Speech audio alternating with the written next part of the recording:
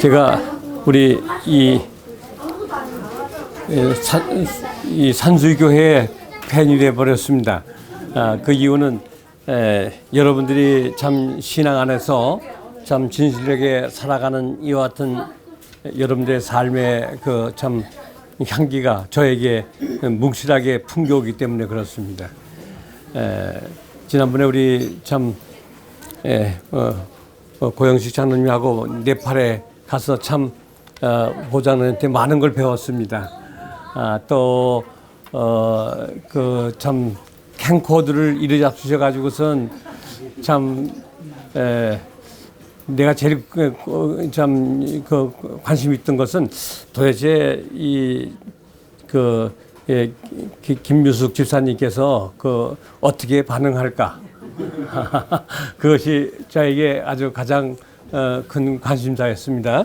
근데 우리 야중에 들은 보니까 캠코더를 김 집사님이 사주셨다고 하는 얘기를 듣고 참 훌륭한 분이구나 하는 마음을 다시 한번 느낄 수가 있었는데 여러분께서 이와 같은 참 김 장로님이 참 섬기는 이 교회에 신자된 것을 인해서 항상 감사하고 기뻐하시길 바랍니다. 정말로 이 교회는 하나님께서 인도하시는 이 하나님의 복의 기관이라고 확신합니다. 오늘 여러분들에게 좀 말씀드릴 것은 당신도 왕이 될 수 있다 하는 제목입니다. 당신도 왕이 될 수 있다. 그 왕이 되기 위해서 4가지 우주 사건이 벌어집니다. 여러분과 제가 앞으로 하나님의 나라에서 하나님께서 배정해 주신 우주 세계에 이제 배정받아서 영원히 왕노릇 할 텐데 그 왕노릇 하기 위해서 4가지 사건이 벌어집니다. 우리를 왕을 시키기 위해서 4가지 사건이 벌어지는데 먼저 하나님 말씀 하나 좀 보겠습니다. 여기 요한계시록 22장 5절입니다. 여기 이런 말씀했어요. 다시 밤이 없겠고 등불과 햇빛이 쓸데없으니 이는 주 하나님이 저희에게 비추심이라 저희가 세세토록 왕노릇하리로다. 여기 보니까 왕노릇을 얼마 동안 한다 그랬습니까? 세세토록 왕노릇하리로다 그랬습니다. 여러분들 이거 이게 믿으십니까? 안 믿으십니까? 예? 여기 말해 여러분과 내가 하늘나라에 가서 세세토록 왕노릇 한다는 것이 제가 하는 얘기가 아니라 성경에 지금 이렇게 말했어요. 세세토록 왕노릇 한다. 근데 여러분들이 이것을 그저 문자적으로 보고만 있는 겁니까? 진짜 믿어지십니까? 어떻습니까? 하늘에 가는 것만 해도 고마운데. 하늘에 가는 것만 해도 고마운데 왕까지 시킨다는 사실에 대해서 믿어지지 않습니까? 나같이 머리가 좋지도 않고 말이야. 이같이 참 형편없는 내가 어떻게 왕노릇한다 하는 그 같은 생각을 하면 사실은 믿기 어려운 얘기가 틀림없습니다. 그런데 제 설교를 끝마칠 때쯤 되면 여러분들이 이제 완전히 믿으시게 될 겁니다. 이러기 때문에 내가 왕노릇 하는구나 하는 사실을 여러분들이 확실히 믿게 되실 것입니다.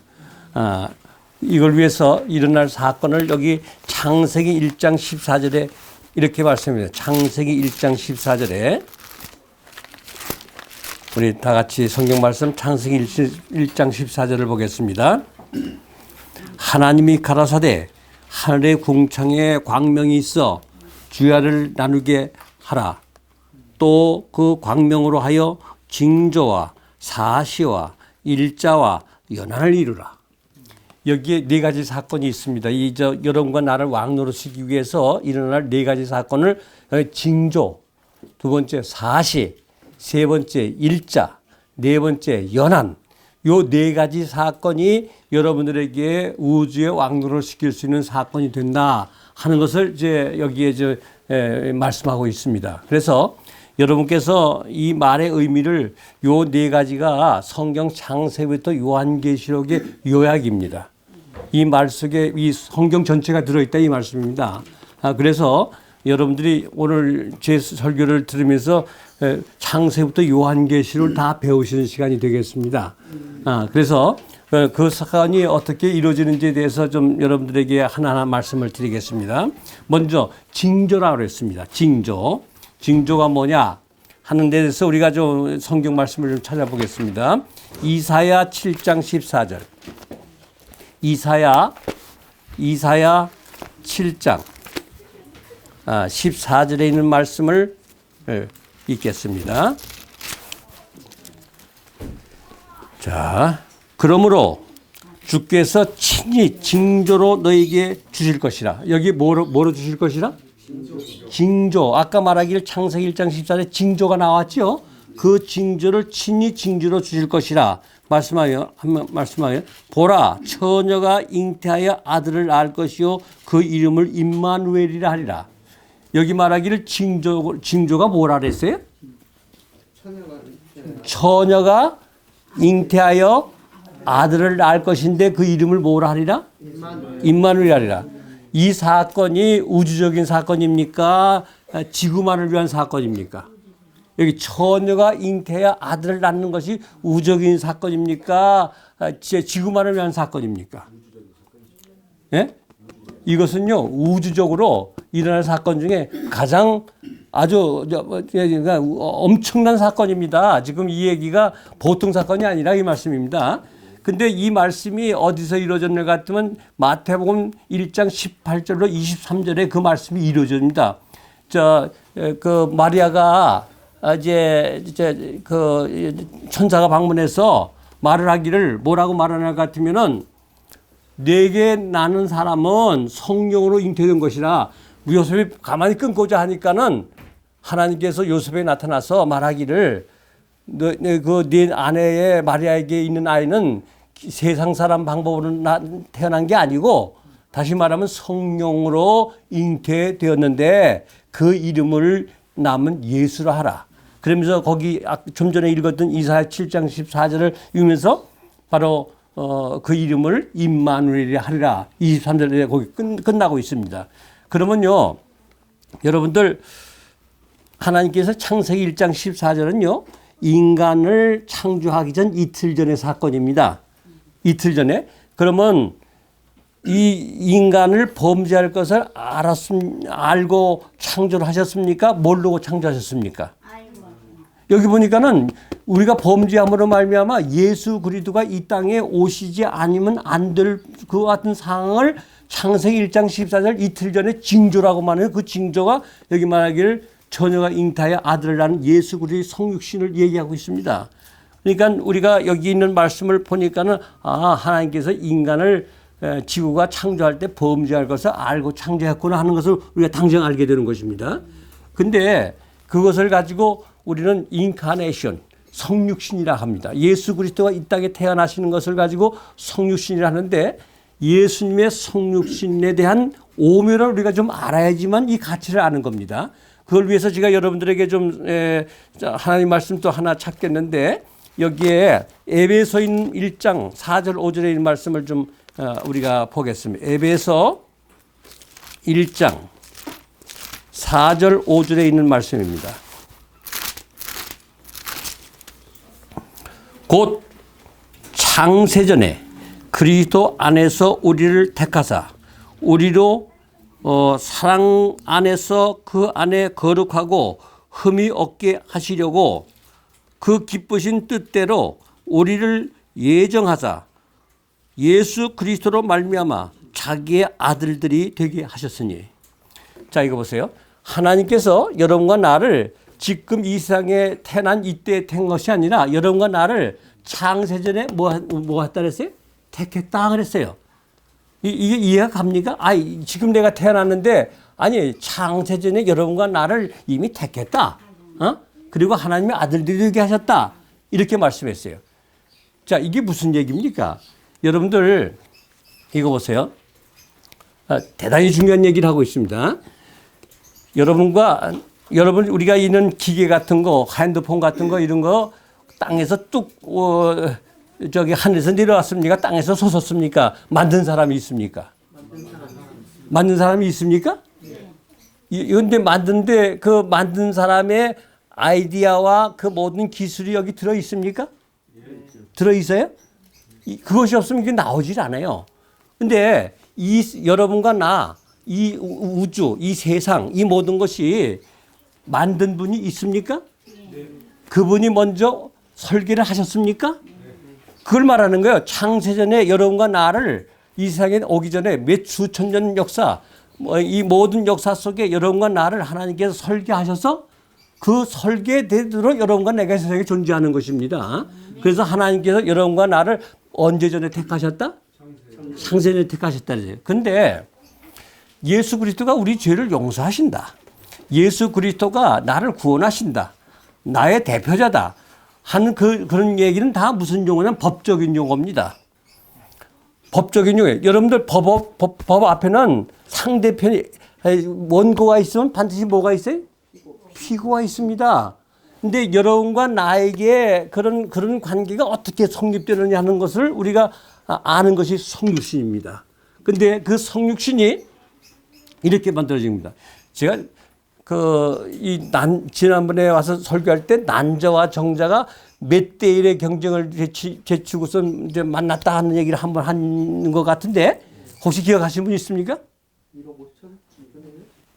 2억 5천 내서 5억 마리 정자가 달려들어 그 중에 하나가 들어가면 내가 나오는 거예요. 만약 다른 정자가 나왔으면 다른 내가 나오는 겁니다. 그러니까 여러분과 내가 세상에 나오는데 경쟁이 몇 대 1이에요? 5억 대 1. 5억 명을 제치고 내가 세상에 나온 겁니다. 그러니까 세상에 나온 것이 대단히 참 출세입니다. 대단히 큰 이야기입니다. 근데 그 난자와 정자가 딱 만나잖아요. 만나면요. 나를 만드는 설계도가 30만 권이 있는 것입니다. 그래서 그 설계대로 내가 딱 만들어지는 거예요. 그러면요. 이거 보세요. 이 세상의 모든 인류는 세포 몇 개로부터 출발했습니까? 세포? 한 개로부터 출발했습니다. 근데 이제 이렇게 그러면요. 이 세상 인구가 이제 창세기서부터 2030년까지 인류학자들이 연구한 걸 보니까는 인구가 몇 명이 존재하냐면 629억 명이 존재하더라고요. 노아 홍수 때까지 157억 명이 존재하고 2030년을 해가지고 잡았는데 629억 명이라는 거는 세포가 몇 개라는 얘기입니까? 세포가. 오리지널 세포가 몇 개? 629억 명. 예? 629억 개의 세포만 가지면은 온 6천년간의 인류의 모든 인간이 만들어지는 거예요. 그래서 유전학자들이 629억 개의 세포의 무게를 달아보니까 640g이에요. 몇 g이에요? 근데 사람의 두뇌의 무게가 얼마냐 할 것 같으면은 요 대뇌 무게 있잖아요. 그게 1,500g이에요. 그러면 1,500g 안에 640g이 들어갈 수 있습니까? 들어갈 수 있어요, 없어요? 이게 좀 훨씬 적으니까 들어가죠. 600g. 그러면 예수님의 머릿속에 전 인류가 들어갈 수 있습니까? 없습니까? 있어요, 없어요? 있어요. 여기 중요하기 때문에 질문하는 거예요. 온 인류의 그 모든 생명이 예수 그리스도의 머릿속에 들어갈 수 있어요? 네. 자, 그래서 예수님께서 아담을 창조하시고 왜 아담이라는 이름을 지었느냐면 인류라는 뜻이 있기 때문에 아담이. 예수님이 아담에게 온 인류를 집어넣기 때문에 아담 이름이 인류예요. 인류예요. 그러면요. 이 세상은 무조건 누구로부터 출발했습니까? 누구로부터? 아담부터 출발해서 여러분과 나까지 오니까 설계도가 아담 속에 다 있었기 때문에 인류예요. 그러면요. 이랬어요. 누가복음 3장 38절에 볼 것 같으면은 그 이상은 아담이요. 예수님 족보를 쭉 말하면 그 이상은 하나님이라 그랬어요. 그러면 그 이상은 하나님이라는 말은 온 인류가 누구 속에 있어요? 하나님 속에 있는 거지. 근데 그분이 임마누엘 예수로 이 세상에 성육신 하셨기 때문에 그분이 나의 대표자가 되는 거예요. 만약에 내가 예수님 속에 없고 그냥 단 하나의 개체로 내가 존재하는 분 그렇게 될 것 같으면 여러분과 나를 위한 대표자가 절대 안 됩니다. 내 죄를 용서할 수도 없어요. 나를 구원할 수도 없어요. 다시 말하면 예수 그리스도의 머릿속에 전 인류가 들어있기 때문에 나의 구세주입니다. 예수님의 머릿속에 창조주로서 여러분과 내가 있기 때문에 내 죄를 용서할 수가 있어요. 그리고 여러분과 내가 하나님 앞에 나가서 모든 죄악을 고하고 하나님의 은혜를 간구할 때 그분은 여러분들의 죄를 용서할 수 있는 증표를 십자가를 통해서 언약하셨습니다. 그러한 관계를 가지고 있는 것이 우리가 예수를 믿는 믿음입니다. 그래서 그 이름을 인카네이션 하는 총 이름, 다 성육신 하신 이름을 임마누엘이라 하리라. 임마누엘의 뜻이 하나님이 우리와 함께 하심이라는 뜻인 것입니다. 예수는 하나님은 구원이시다는 뜻입니다. 그래서 하나님께서 나와 함께 계시는 하나님을 여기서 성경에는 징조라고 그랬어요. 뭐라고 그랬어요? 징조. 여기 창세기 1장 14절에 말하기를 인간이 창조되기 이틀 전에 4가지 우주적인 사건을 하나님께서 여기 지금 발표를 하시는데 그 중에 한 가지가 뭐라고 그랬어요? 징조라는 징조. 다시 말하면 너희가 지금 내가 너희를 창조하지만 이틀 후에 창조하지만 그들이 범죄할 것이야. 그리고 온 세상에 많은 인류가 퍼질 것이야. 근데 그들이 범죄한 사람을 다 내가 구원하기 위해서 내가 십자가에서 죽기 위해서 이 세상에 탄생할 것이야. 누구로? 예수로 탄생할 것이야. 임마누엘로 탄생할 것이야. 그와 같은 뜻을 가지고 한 일을 성경 가운데는 뭐라냐면 징조라 그렇게 말했습니다. 여러분들 이와 같은 하나님의 놀라운 창세전에 우리를 위해서 이런 징조 계획을 세우신 하나님을 여러분들의 개인의 구주로 맞이하기를 원하십니까? 아멘. 여러분들의 구주시오, 생명의 주시오, 영광의 주신 하나님이 내 품성이 되고 나의 거룩함이 되고 나의 가치가 되도록 하나님의 성령이 우리에게 임하시기를 간절히 바랍니다. 그 다음에 두 번째 여기 보니까는 뭐라 했어요? 창세기 1장 14절에 첫째는 징조와 그 다음에 뭐라 했어요? 징조와 창세기 1장 14절 사시와 뭐라 했어요? 사시라고 했어요. 사시. 그럼 이 사시적인 우주적인 사건이 무엇인가 하는 걸 좀 우리가 또 좀 찾아보겠어요. 여기 보세요. 여기 창세기 8장 22절을 보겠어요. 창세기 8장 22절.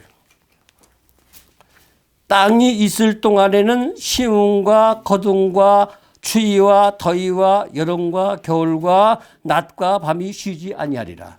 여기 보세요. 이 하나님께서 이 지구를 창조할 땐 궁창의 물과 궁창 아래의 물로 해서 지구가 항상 온화했습니다. 추위가 없었고 겨울이 없었고 항상 온화했었습니다.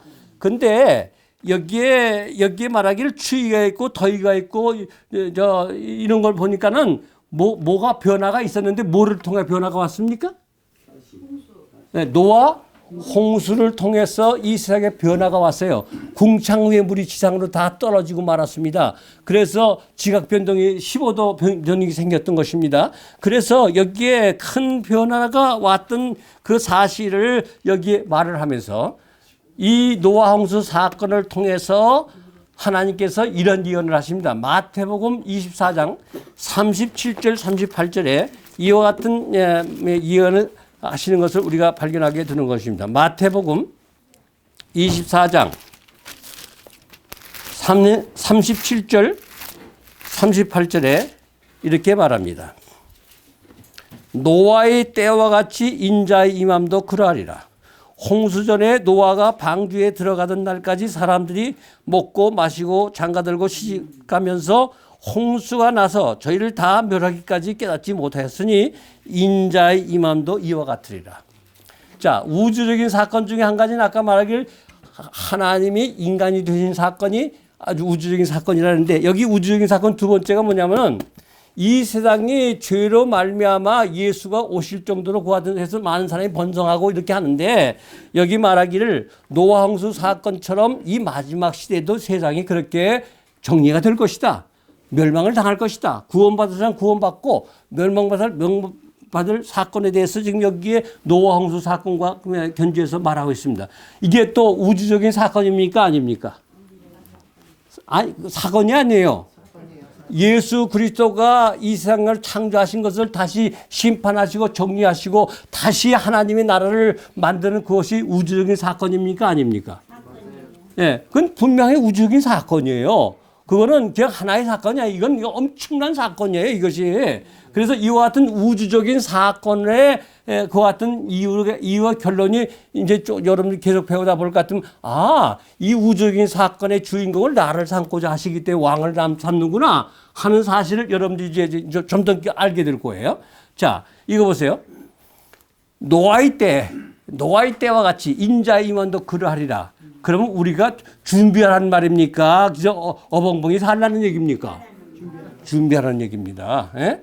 우리가 어떤 사람이 되어 마땅할고 거룩한 행실과 경건함으로 하나님의 날이 임하기를 간절히 사모하는 생애를 살 수 있는 그와 같은 삶을 하나님께서 요구하시는 것입니다.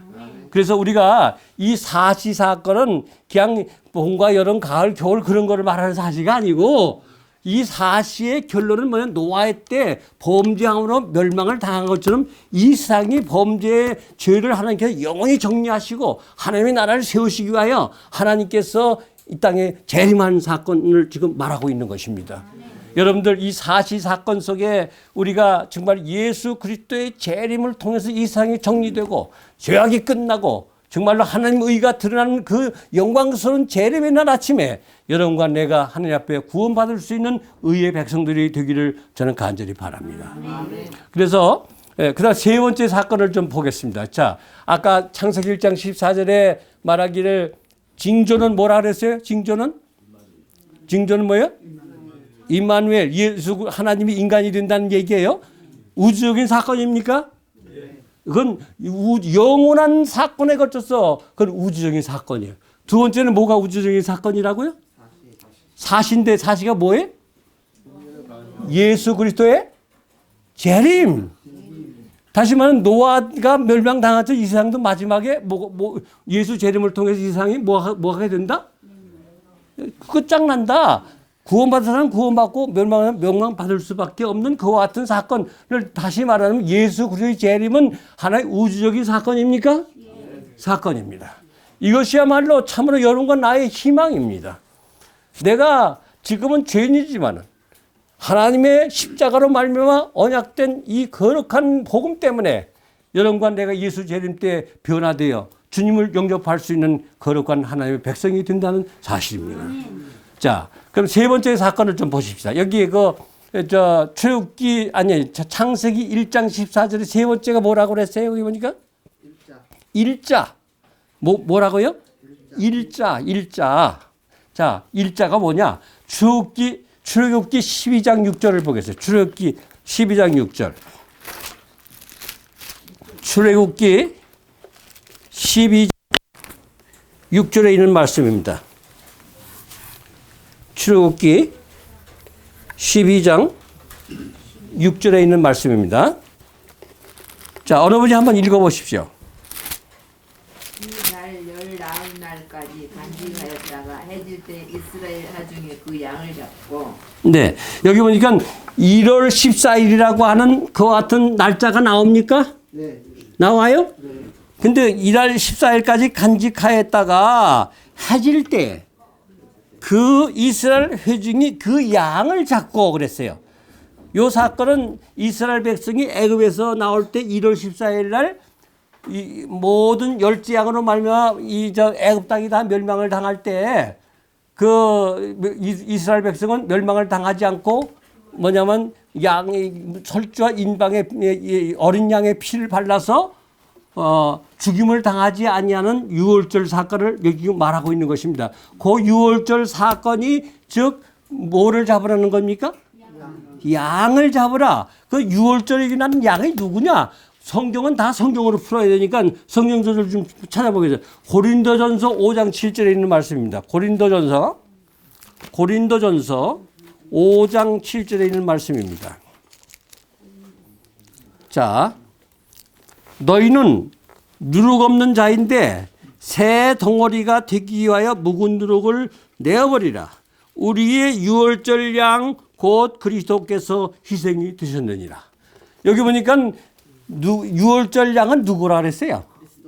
그리스도라 그랬어요. 여기 보니까 유월절. 그럼 아까 출애굽기 12장 1절에 1월 14일 날 해질 때 그 양을 잡고 그 양은 누굽니까? 예수님이 언제 돌아가실 것을 예언한 것입니까? 1월 14일. 네, 돌아가실 것을 여기 예언한 말씀 것을 알 수 있지 않습니까? 그럼 아까 창세기 1장 14절에 일자라는 얘기는 지금 뭐를 예언하는 것입니까? 뭐를? 예수 그리스도께서 며칠 날 돌아가신다? 1월 14일 날 해질 때 돌아가신다 하는 예언이었습니다. 자, 글자 그대로 예수님께서 1월 14일 날 돌아가셨어요? 예? 근데 날짜만 성취되면 안 돼요. 여러분들, 예수님께서 1월 14일 날 돌아가신 것은 이제 다 아는데 예수님께서 언제 연도는 언제 돌아가신다? 이것도 좀 우리가 알아야지만 우리가 되는 것입니다. 그래서 우리가 하나님 말씀 다니엘 9장 있는 말씀을 좀 가보겠습니다. 다니엘 9장 24절 25절을 좀 보겠어요. 9장 24절 25절의 말씀 보죠. 내 백성과 거룩한 성을 위하여 70일에로 기한을 정하였나니 허물이 마치며 죄가 영속되며 죄악이 영속되며 영원한 의가 드러나며 이상과 예언이 응하며 또 지극히 거룩한 자가 기름 부음을 받으리라. 이렇게 말한 다음에 25절에 이렇게 말했습니다. 그러므로 너는 깨달아 알지니라. 예루살렘을 중건하는 영이 날 때부터 기름 부음 받은 자 곧 왕이 일어나기까지 7일에와 62일에가 지날 것이요 그 곤란한 동안에 성이 중건되어 거리와 해제가 이룰 것이며 그 다음에 62일 후에 기름 부음을 받은 자가 끊어져 없어질 것이며 장차 한 왕이 백성이 와서 그 성소를 회파하려니와 그 다음 27절 보겠어요. 그가 장차 많은 사람으로 더불어 한 이레 동안의 언약을 굳게 정하겠고 그 이레의 절반에 제사와 예물이 그칠 것이며. 자, 이거 잘 들어보세요.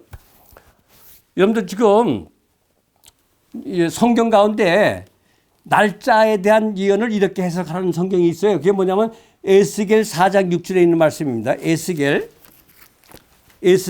있는 말씀을 좀 보겠어요. 에스겔 4장 6절에 이런 말씀을 했습니다. 자, 보세요. 에스겔 4장 6절입니다. 그 수가 차거든 너는 우표로 누워 유다족 속의 죄악을 담당하라. 내가 네게 40일로 정하였나니 일일이 1년이니라.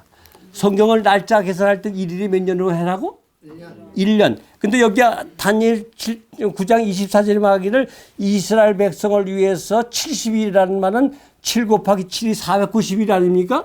490일은 다시 말하면 에스겔 4장 6절 원칙에 의해서 490 뭐가 됩니까? 연이 되는 겁니다. 내가 이 490년을 이스라엘 백성을 위해서 아주 따로 정한다. 따로 정하는데 시발점을 알아야 되지 않습니까? 그러니까 25절에 말하면 뭐를 중건한 영이 날 때부터? 예루살렘을 중건한 영이 날 때부터 7일에와 62일에가 지나고 마지막 한 주의 절반의 제사와 예물이 끝진다. 그렇게 나와 있어요. 그러면 이거 보세요. 예수님께서 이 성전을 헐라 내가 3일 동안에 세우리라 이렇게 말하니까 그러면 우리가 이 성전을 49년 동안 세운 것을 네가 3일 동안에 세우라고 하느냐 하면서 예수께 항의했지 않습니까? 근데 7일이라는 말은 7, 7이 49, 49년 예루살렘 중건을 하는데 언제는 예루살렘 중건령이 언제냐면 BC 457년에 내렸어요. BC 그건 뭐 장르교나 감리교나 안식일교나 모든 사람들이 공통적으로 인정하는 것이 예루살렘 중건령은 BC 457년이라 이렇게 돼 있어요. 그러면요 457년에서 7일의 성전을 49년 하고 62일은 434년입니다. 거기 7을 곱하면요. 그런데 7일과 62일에가 지난 다음에 뭐냐면 하나님의 거룩한 자가 기름 부음을 받겠다고 그랬어요. 기름 부음을 받는다는 얘기는 그리스도의 그 공생애를 시작하는 예수님의 침례를 말합니다. 왜냐하면 그리스도라는 뜻이 기름 부음을 받다는 뜻을 가지고 있어요. 그리스도라는 뜻 자체가 말입니다. 그래서 일곱 일회와 62일회가 끝난 시간이 역사적으로 450년에서 딱 계산해 보면 AD 27년이 돼요. AD 27년에 정확하게 예수님께 침례 받으십니다. 받으세요? 안 받아요? 그 다음에 마지막 일주일이 있어요. 마지막 일주일인데 성경에 다니엘 9장 27절에 말하기를 제사와 예물이 그때 끝쳐진다 그랬어요. 뭐가 끝쳐진다? 그럼 뭐예요?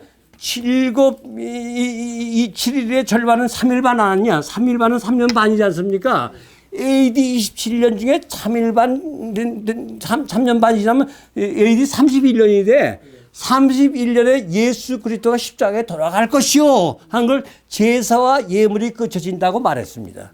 그래서 마태복음 27장 51절로 보면 예수님께서 해질 때 오후 3시에 예수님께서 돌아가십니다. 정확하게. 그러니까 여러분들 이것을 다 합해보니까 예수 믿는 사람들이 예수님이 십자가에 돌아가실 연월 일시도 모를 것 같으면은 사실 그거 자기가 없어요. 어느 볼 것 같으면요. 여기 보니까 나와요, 안 나와요? 나와요? 예수님 몇 년에 돌아가세요? AD 31년. 몇 월? 1월 14일. 뭐 할 때? 해질 때가 몇 시입니까? 오후 3시예요. 오후 3시입니다. 이스라엘 백성의 시간으로 9시가 우리나라 시간 오후 3시예요. 그래서 여기 시까지 나와요. 그러니까 이 세상에 많은 사람들이 구세주라는 사람이 참 많잖아. 지금 예수라는 사람이 2만 명이에요. 2만 명. 근데 우리가 믿는 예수는 AD 31년 1월 14일 해질 때에 돌아가신 예수가 우리가 믿는 하나님이십니다. 아멘. 그래서 그 사건은 우주적인 사건입니까? 여러분과 나를 위한 사건만 되는 겁니까?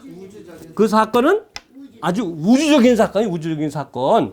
온 우주에서 예수님의 십자가는 영원한 우주를 구원한 기념일입니다. 독립기념일인 것입니다. 생명의 기념일인 것입니다. 그래서 이와 같은 우주적인 사건이 이러는 것 속에 이루어지는 것을 우리가 발견하게 되는 것입니다.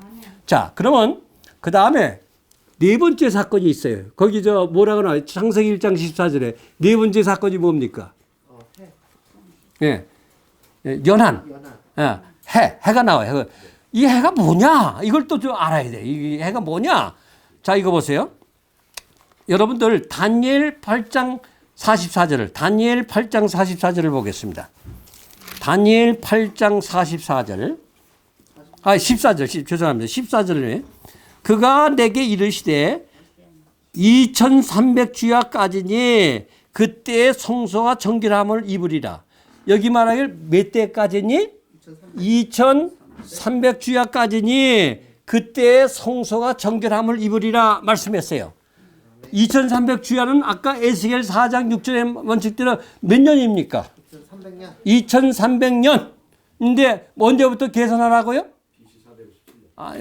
예루살렘을 중건한 해가 되는 BC 457년부터 2300년이 딱 지날 때 성소가 정결하게 된다고 그랬어요.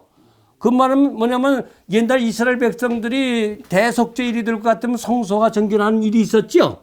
네, 대제사장 1년에 한 번씩 지성소에 들어가는 그 같은 일을 통해서 성소 정결한 일을 하게 됐었습니다. 근데 여기 말하기를 2300년이 BC 457년부터 2300년이 지날 것 같으면은 성소가 정결하게 된다 하는 일이 있다 이렇게 말씀했어요. 그게 뭐냐 같으면 1844년에 예수님께서 하늘 지성도로 들어가는 것을 성경에서 발견하게 된 것입니다. 그걸 우리가 다니엘 7장 9절 10절 13절 14절을 보면 나오는 겁니다. 여기 다니엘 7장 9절에는요. 9절 10절에 이래요. 내가 보았는데 왕자가 놓이고 옛적부터 항상 계신 이가 좌정하셨는데 옛적부터 항상 계신 아버지 하나님을 말하시는 것입니다. 좌정하셨는데 그 옷은 희기가 눈 같고 그 머리털은 깨끗한 양의 털 같고 그 보좌는 불꽃이요 그의 바퀴는 불이며 불이 강처럼 흘러 그 앞에서 나오며 그에게 수정하는 자는 천천히며 그 앞에 시하는 자는 만만이며 심판을 베푸는데 책들이 펴졌더라. 여기 보니까는 하나님께서 뭐를 베푸는데? 심판을 베푸는데 뭐가 펴졌더라? 책들이 펴졌더라 그랬습니다. 여기에 요것이 뭐냐면 1844년에 여러분과 나를 구속하기 위해서 아버지 하나님께서 지성소에서 심판을 시작한다. 지금 그 말을 예언하고 있는 거예요. 누가 심판을 한다고? 아버지 하나님이 이 세상의 모든 인류들을 이제 한 중에 구속받은 사람들을 하늘나라로 데려가기 위해서는 무슨 과정을 거쳐야지만 아니면 사면 과정을 통하지 않으면 하늘나라로 데려갈 수가 없어요. 우리가 다 죄인이기 때문에.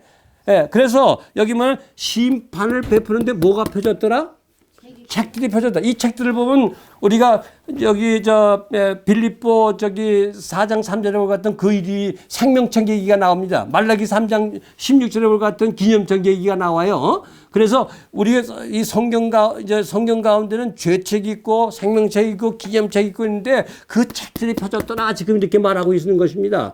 그러니까 아버지 하나님께서 1844년 후에 책들이 펴져주는 그와 같은 것을 가지고 오늘 말하기로는 조사심판이라고 합니다. 무슨 심판이라고? 조사심판이라고, 재림전 심판이라고도 말합니다. 그래서 조사심판을 아버지 하나님께서 행하는 광경인데 이 광경은 우리가 마태복음 22장 1절로부터 14절에 볼 것 같으면은 그 조사심판 아버지 하나님이 하시는 광경을 거기에 쭉 얘기해요. 혼인잔치 비유를 통해서 그 다음에 내 잔치 오너라 하니까 사람들이 말이야, 나중에 아들을 죽이고, 이렇게 해요. 그 다음에 이제 사람들을 만나는 데로 데려다가 내 집을 채우라니까 손님이 가득한 광경이 나타나고 거기서 아버지 하나님이 예복을 입지 않은 사람을 너 왜 예복 입지 않았냐? 이렇게 말하니까는 유구몬이라고. 그래서 바깥에 내쫓으라. 지금 그렇게 말하는데 이 광경이 지금 다니엘 7장 9절 10절에 나타나 있는 조사심판 아버지 하나님께서 진행하시는 그와 광경을 예수님께서 직접 이 세상에 오셔서 비유로 설명을 해 주셨습니다. 그 다음에 다시 다니엘 7장 13절 14절입니다. 다니엘 7장 13절 14절 이렇게 말했습니다. 내가 또 밤 이상 중에 보았는데 인자 같은 이가 하늘 구름을 타고 와서 예적부터 항상 계신 자에게 나와 그 앞에 인도되매. 여기 보니까 7장 9절은 예적부터 항상 계신 자는 아버지 하나님이라고 했지 않습니까? 그런데 인자 같은 이, 즉 우리 죄를 대속하신 예수가 하늘 지성소에서 예적부터 항상 계신 이 지성소로다가 예수님이 거기 인도함을 받는 광경이 나옵니다. 그 다음에 이렇게 말합니다. 여기에 14절에 그에게 권세와 영광과 나라를 주고 모든 백성과 나라들과 각 방언하는 자로 그를 섬기게 하였으니 그 권세는 영원한 권세라 옮겨지지 아니할 것이요 그 나라는 폐허지지 아니할 것이라. 여기 보세요. 나라와 권세와 영광을 지금 아버지 하나님께 누구에게 주세요? 예수님께 영광을 주고 옮겨지지 않는 권세를 주는데 이것이 뭐냐 할 것 같으면 여기 다니엘 7장 22절에 보면 이렇게 나와 있어요. 다니엘 7장 22절에 자 예적부터 항상 계신 이가 와서 지극히 높으신 자의 성도를 위하여 신을 하셨고 때가 이름에 성도가 나라를 얻었더라. 여기 보니까 때가 이름에 성도가 뭐를 얻어요? 나라를 얻는 얘기는 뭐가 된다는 얘기예요? 왕이 된다는 얘기지. 지금 여기 이와 같이 신을 한 다음에 하나님께서 예수님께서 하나님께 신을 해요. 아버지 하나님, 내가 이들을 위해서 십자가에 죽었습니다. 이들을 내가 하늘의 왕을 삼고자 합니다. 하나님께서 허락해 주셔야 합니다. 하면서 여러분과 나를 신원하시 그 신원이 그게 중보자, 중보자로서 이렇게 신원하시는 광경을 통해서 여기 말하기를 하나님께서 여러분과 나에게 나라를 주겠다, 나라를 얻었더라 이렇게 말하면서 이와 같은 신원이 끝나는 것이 바로 연해에 대한 그 우주적인 사건인 것입니다. 그러니까 우주적인 사건의 네 번째가 뭐냐 같으면 하늘의 조사 심판을 통해서 여러분과 내가 왕이 되어서 온 우주 세계를 세트로 다스리는 권세를 준 그 같은 사건이 바로 연애관한 사건인 것입니다. 그래서 여러분 보세요. 우주 세계가 얼마나 크냐? 왜 그렇게 왕을 많이 두려고 하느냐? 할 것 같으면요. 우주 세계를 사이즈를 알아야 돼. 여러분들 우리가 태양계 하면 수금지 목토 천해명, 수성, 금성, 지구, 화성, 목성, 토성, 천왕성, 해왕성, 명성이 있지 않습니까? 그걸 태양계라고 그래. 그 태양계. 태양은 지구의 130만 배입니다. 태양의 크기는. 예? 목성의 크기는 지구의 1340배가 커요. 예? 그러니까 태양계만 해도 큽니까? 안 큽니까? 이 태양계 속에 사람이 사는 곳은 오직 지구 하나뿐이에요. 다른 데는 사람이 못 살아요. 다 지구를 보호하기 위해서 옆에 놓아 있는 액세서리인 것입니다. 근데 지구만 사람이 살아요. 근데 여러분들 은하계 있잖아요. 은하계 하면 은하계에 이 태양계가 몇 개가 있냐면 2천억 개가 들어있어요. 태양계가 몇 개가? 지구가 2천억 개가 아니라 태양을 해서 아까 9개 별이 있는 지구 태양계 맞아요. 그와 같은 태양계가 2천억 개가 들어있어요. 그리고 은하군이 있어요. 은하계 왜 은하군이 있어요. 은하군에는요. 이제는 은하계가 1천억에서 2천억 개 들어있습니다. 한 개 은하군 속에 은하계가 1천억에서 몇 천억 개? 2천억 개가 들어있어요. 조금 은하군에 가면 조금 큰 은하군, 작은 은하군 이렇게 좀 분류가 되더라고요. 근데 그와 같은 은하군이 4천억 개가 있어요. 몇 개가 있어요? 그러면요, 한 개 은하군씩만 왕도로 시키기 위해서 배정해도 몇 명이 구원을 받아야지만 은하군을 온 우주 세계를, 죄 없는 세계를 다스릴 수 있겠습니까? 네? 몇 명이 구원받아요. 은하군 한 개씩만 놔준다 할지라도 몇 명이 구원받아주면 은하군을 다스릴 수 있습니까? 예, 4천억. 근데 4천억 구원받을 수 없습니다. 불과 몇 억밖에 안 됩니다. 지금 이 구원받을 사람이. 근데 그러면 여러분과 나에게 은하군을 다스리는데도 은하군이 나에게 몇백 개씩, 몇천 개씩 돌아가는 겁니다. 그러니까 시시하게 대한민국 땅덩어리 지금 하나 대통령 되기 위해서 저렇게 서로 지지고 볶는 꼴을 보십시오. 그런 세계가 아니라 다시는 우주적인 왕입니다. 여러분과 내가. 우주적인 왕이 될 수 있는 그와 같은 권세를 주기 위해서 예수님이 십자가에 돌아가셨습니다. 그리고 그분이 예수님께서 다시 이 땅에 오셔서 여러분과 나를 하늘로 데려가실 것입니다. 근데 여러분 보세요. 여기 우리 하나님의 말씀을 좀 보겠어요.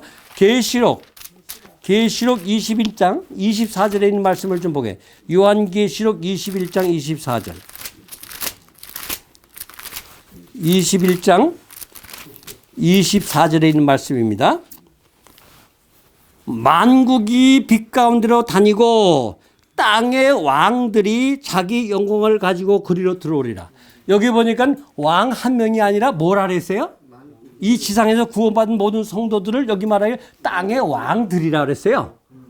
여러분과 내가 앞으로 구원받으면 하늘나라 가서 이제 우주 세계를 다스릴 주인공이 되니까 그 왕들이라고 그랬다는 것이에요. 땅의 왕들이. 그것이 5억 명이 되는지 3억 명이 되는지 7억 명이 되는지 나는 그거 모릅니다. 그러나 분명한 사실은 하나님께서 하나의 한을 가지고 계세요. 어떤 한을 가지고 계시냐 같으면요. 하나님께서 이 지구를 다 만드시고 하나님께서 선언하시기를 창세기 1장 31절에 말을 하나님 보시기에 심히 좋았더라 그랬어요. 에? 모든 것을 심히 좋았더라 그랬어요. 근데 하나님께서 조금 있다 타락해가지고서 이 세상이 노아 홍수가 오고 이와 같이 형편없는 세상이 되는 세상을 보고 말을 하기를 하나님 보시기에 심히 좋았다라면 하나님이 미래에 대한 예견이 없는 분으로밖에 알 수밖에 없어요. 근데 하나님 말하기를 하나님 보시기에 심히 좋았다고 하는 말은 이 모든 이 우주 세계 네 가지의 사건이 다 벌어진 다음에 죄가 영속되고, 여기 뭐 죄가 영속되고 영원한 의가 드러나고 이렇게 말했지 않습니까? 다니엘 9장 24절에 그와 같은 일을 다 이루어진 다음에 그 결론을 가지고 창세기 1장 31절에 하나님 보시기에 심히 좋았다고 결론 내렸던 것입니다. 그래서 여러분들 이 하나님께서 이 세상에 참 이와 같은 우주적인 사건을 통해서 온 세상에 다시는 죄질 가능성이 없는 세상을 만드시고, 여러분과 내가 우주 세계 각각 곳에서 왕노로 사시고, 그렇게 됐을 때 땅의 왕들이 자기 영광을 가지고 그리로 들어오라는 말은 이 우주 세계가 다시는 타락하지 않고 다시는 죄를 짓지 않고 영원한 하나님의 의로 통치하는 우주 세계가 된다 하는 것을 가지고 말하면 하나님 보시기에 심히 좋았더라 이렇게 말하는 것입니다. 그래서 여러분들 이와 같은 하나님의 엄청난 하나님 우주적인 계획 속에 여러분과 내가 있는 것에 대해서 우리는 하나님께 감사를 드려야 합니다. 자, 여기 보세요. 요한계시록 20장 4절에 있는 말씀을 읽겠습니다. 또 내가 보좌들을 보니, 보좌가 아니요 보좌들이에요. 여기 보니까 보좌들을 보니 거기 앉은 자들이 있어 심판하는 권세를 받았더라.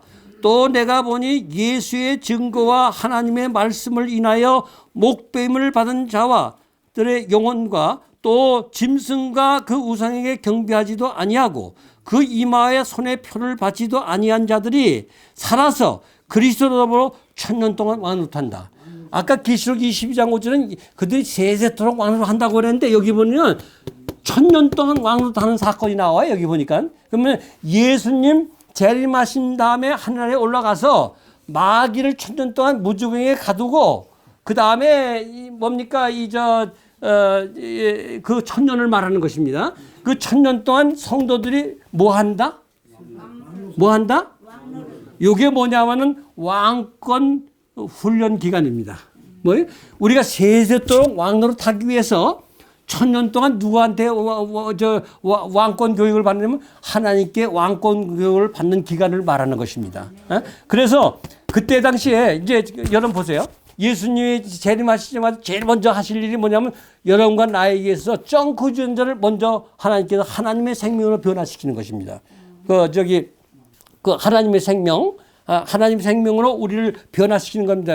에베소 4장 18절에 하나님의 생명에서 떠나버린 생명을 다시 회복시키는 것입니다.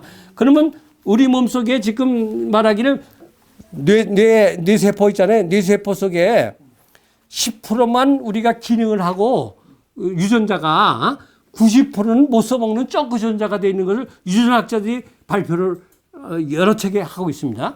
그런데 우리가 그러니까 지금 미사일 와도 우리가 막을 힘이 없잖아. 나한테 올까 그냥 폭사하고 그냥 공중분해되고 말잖아.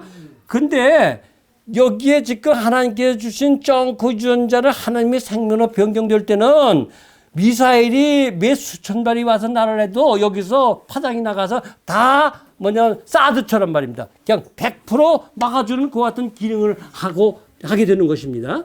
그래서 그와 같이 우리의 정크 유전자가 다시 말하면 하나님의 생명으로 변화된 그 몸을 가지고 그 다음에 그렇게 될 것 같으면 우리 IQ가 많이 발달될 거야 안 될까요? 아니 다시 말하면 육신의 생명과 또 하나님의 생명이 합해지면은 하나님의 형상입니다. 하나님의 형상으로 될 것 같으면 우리 머리가 좋아질까요 안 좋아질까요? 내가 요번에 네팔에 가서 우리 고영식 장로님 영어로 다 설교하고 깜짝 놀랐습니다. 야, 저건 참 대단한 분이구나. 아주 정말로 영어를 해도 아주 전문적인 영어를 하시다고 내가 들어보니까 말이에요. 여러분들 우리 IQ가 지금요 150 아주 좋은 IQ라고 그래요. 보통 100이에요, 100. 예?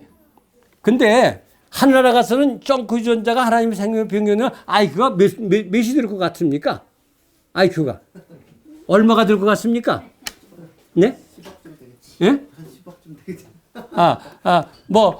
잘 모르겠어요. 10만이 될런지 혹은 100만이 될런지 하여튼 모르나. 그러나 그때 당시에 우리 IQ는요, 한 번 들으면 결코 잃어먹지 않아요. 한 번 듣자. 한 번 하다 모든 것을 완벽하게 기억할 수가 있어요. 예? 왜냐하면 우리 원래 뇌 구조가 그렇게 되어 있기 때문에 우리 속에 우주를 송신할 수 있는 안테나가 1,000조가 지금 여기 장치되어 있는 걸 지금 못 써먹어요. 우리 뇌 속에 1,000조의 우주 방송국이 있는데도 지금 못 써먹어요, 우리가. 근데 여러분들 우리 몸속에 쩡크 유전자가 하나님의 생명으로 변화될 것 같으면은 IQ가 얼마쯤 되는지 상상이 가세요? 예를 들어 IQ가 10만이다 할 것 같으면요. 이거 엄청난 거 아닙니까? 근데 그런 IQ로 하나님께서 1000년 동안 우리를 교육시키면은 왕노릇 할 수 있는 자격을 얻겠어요? 못 얻겠어요? 얻을 수 있어요? 몇 년 동안? 아니, 저 유명한 교수 밑에 한 20년만 배울 것 같으면 교수가 다 되잖아.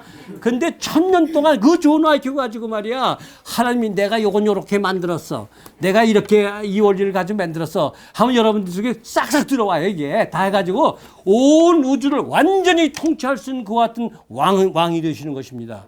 자, 제가 이제 여러분들 이 설교를 좀 다 듣고 보니까 내가 우주에 가서 왕 될 자신이 있습니까? 있습니까? 여러분들 이 땅의 것을 그랬기 때문에 예수님께서 말씀하기를 땅의 것을 생각하고 위의 것을 찾으라. 말씀하시는 것입니다. 예수 그리스도로 말미암아 만들어지는 사람이 되어야 하는 것입니다. 그래서 여러분들 이사야 59장에 볼 것 같으면은 우리에게 주산심판을 지금 하고 있잖아요. 하나님께서 주산심판을 하고 있는데 주산심판을 하는데 세 가지를 거기 묘사하고 있어요. 뭐냐, 하나는 너 죄에 대해서 본질을 알라는 것이에요. 이 이사야 59장 1절로 15절에 보면 죄의 본질을 알도록 말합니다. 이사야 1절로 8절에 그 다음에 9절로부터 15절 것 같으면요, 우리가 회개와 자복을 요구하고 있어요. 회개와 자복. 그 다음에 뭐냐, 19절부터 21절에 볼 것 같으면요, 뭐를 요구하고 있느냐 같으면 하나님의 하시는 위대한 일을 선포하고 있습니다. 여러분들 속에 행하시는 이가 우리가 죄를 자복했을 때 내가 하는 것이 아니라 하나님께서 해 주십니다. 하나님께서 죄 지을 가능성이 없도록 만들어 주시는 것입니다. 조사심판에서 하나님께서 우리에게 죄 지을 가능성이 없도록 변호해 주시기 때문에 하나님의 교회가 부흥되게 되어 있는 것입니다. 여러분들, 하나님께서 내가 전도를 아무리 열심히 하고 내가 아무리 뭐 별 방법을 다 한다 할지라도 하나님의 교회가 죄로부터 자유하지 않으면 신자들은 늘어나지 않습니다. 죄로부터 자유해야지만 교회는 부흥하게 돼 있어요. 그렇기 때문에 나는 여러분에게 정말로 이 주사심판에 하나님께서 내 죄를 위해서 당신의 생명을 던지시기까지 우리 죄를 구속하신 하나님이 나를 대변해 일하시는 하느님 앞에 자신을 바쳐야 하는 것입니다. 자신을 비워야 하는 것입니다. 하나님의 사랑만이 나의 인격이 되어야 하는 것입니다. 하나님께서 나를 통해서 역사하시도록 내가 하나님께 맡기는 것을 믿음이라고 하는 것입니다. 피스티오. 하나님께 맡기는 믿음이 되어야 하는 것입니다. 그래서 내 방법으로 살지 말자 이거예요. 여러분들 저 초대교회 교회가 막 부흥하는 거 볼 것 같으면은 거기 사도행전 2장 마지막 절에 보면은 주께서 구원하는 사람을 날마다 더하게 하시니라 그랬지. 연합회나 뭐 지회나 대총회가 구원받는 사람을 날마다 더하게 한다고 하지 않았어요. 주께서 구원받는 사람을 날마다 더하게 하시니라. 어떻게 하느냐? 날마다 뜻을 갖춰야 기도하고 마음을 비우고 구제하고 말이야. 여러 가지 아름다운 죄악과 상관없이 사는 일들 14가지를 하니까 교회가 부흥하더라, 그 말씀입니다. 나는 이 산수유 교회가 그런 교회의 대표적인 교회가 되기를 저는 간절히 바랍니다. 정말로 죄와 상관없이 사는 우리 산수유의 하나님의 백성들이 되시기를 저는 간절히 바랍니다.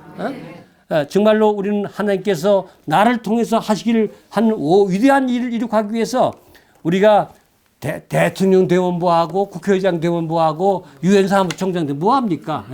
그거 다 쓸데없는 일을 통해서 사람들이 거기에 매달리고 있을 때 우리는 그 사람들이 그렇게 하는 동안에 우리는 먼저 하나님의 나라와 의를 구하는 하나님의 백성들이 되시기를 간절히 바랍니다. 하나님께서 나와 함께 계시는 임마누엘의 하나님이 나의 품성이 되시기를 간절히 바라면서 말씀을 마치겠습니다. 하늘에 계신 아버지 하나님이시여, 우리에게 주신 이 거룩한 우주적인 사건, 네 가지를 통해서 우리를 하늘 왕으로 우리를 이렇게 훈련시키고 또 우리에게 그러한 은총과 축복을 주신 하나님의 거룩한 이 약속에 대해서 하나님 진정으로 감사합니다. 우리 마음속에 예수님을 모십니다. 우리가 예수로 더불어 이 땅에 살아가는 거룩한 동행의 하나님의 마지막 남은 무리가 되기를 원합니다. 주께서 우리 속에 계셔서 우리를 재창조해 주시고 주께서 우리의 품성을 재창조해 주시고 주께서 우리를 구원하여 주시옵소서. 예수 그리스도 이름으로 축원하옵나이다. 아멘. 네, 감사합니다. 주님 오시리